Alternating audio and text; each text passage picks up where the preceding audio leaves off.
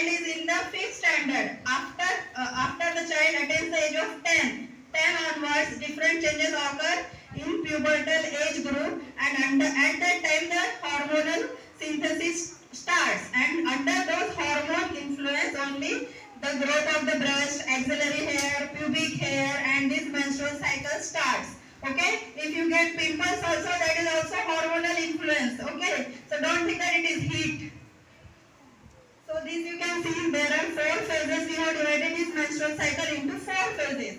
First phase is from 0 day to 4th day. So 0 to 4th day we see bleeding. There is normal bleeding. So normally this uterine, I told you already that blood vessels and internal lining, this is shaded off up to 0 to 4 days.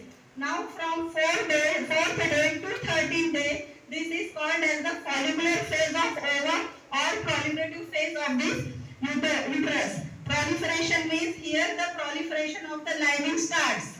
Okay, now this is the ovulation phase. On the 14th day, the ovum is released from the ovary, and this is from the 15th day to 28th day.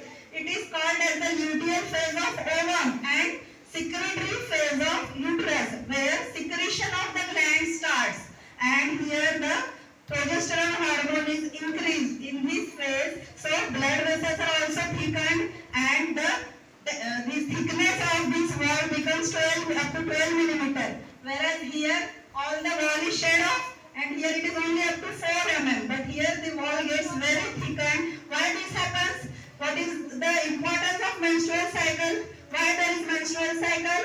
To prepare the baby, to prepare the bed for the baby, so that if there is pregnancy, for the baby there is the proper bed, proper blood vessels and nutrition. That's why this gets thickened every month. But if the pregnancy does not occur, it gets shed off, and the next cycle continues likewise. Next, please.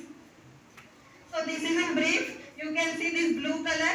0 to 4 day there is bleeding, and then next from 4 to 13 days there is proliferation phase. On the 14th day you can see here it is the ovulation. 14 to 28 days this is the secretory phase, and you can see in this diagram this is the menstrual phase, means it is bleeding here. After the bleeding this is empty, you can see, and here again the proliferation has started. Here it is very much thickened in the secretory phase.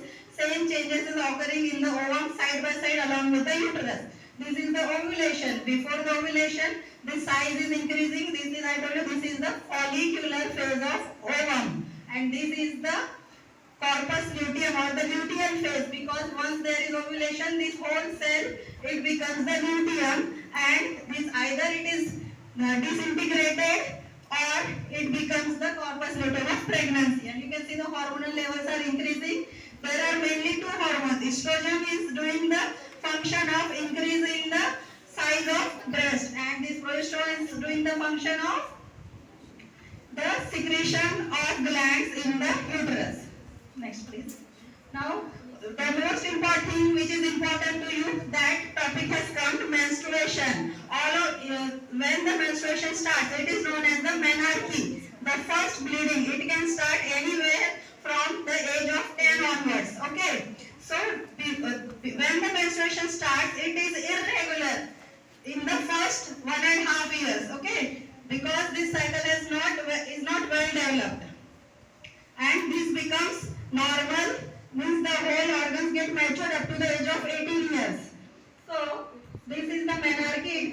The age can be between 10 to 16 years. Normally 80 ml of menstrual blood is there in 4 days. It can be anywhere between 50 to 150 ml. And this is what is primary amenorrhea. If a girl is not getting menstruation, and she has all the signs of puberty, means breast size has grown, there are pubic hair, but up till the age of 16 years, then we say that she has primary amenorrhea. And if there are no signs of puberty only, and she has attained 14 years, then we say that she has primary amenorrhea, and then she should consult her gynecologist if she is not having the first periods. Okay. And what is secondary amenorrhea? Means the girl has menstruated once, but after some time she has a gap of of menstruation of 3 to 6 months, then she is said to be having secondary amenorrhea. Next, please. Now, what are the abnormalities of this menstruation? There is a term called a dysfunctional uterine bleeding. We have seen that ovulation occurs, and due to ovulation, the cycle continues and there is bleeding. But if there is no ovulation, then also there is bleeding. This is known as dysfunctional uterine bleeding. Similarly, menorrhagia. Some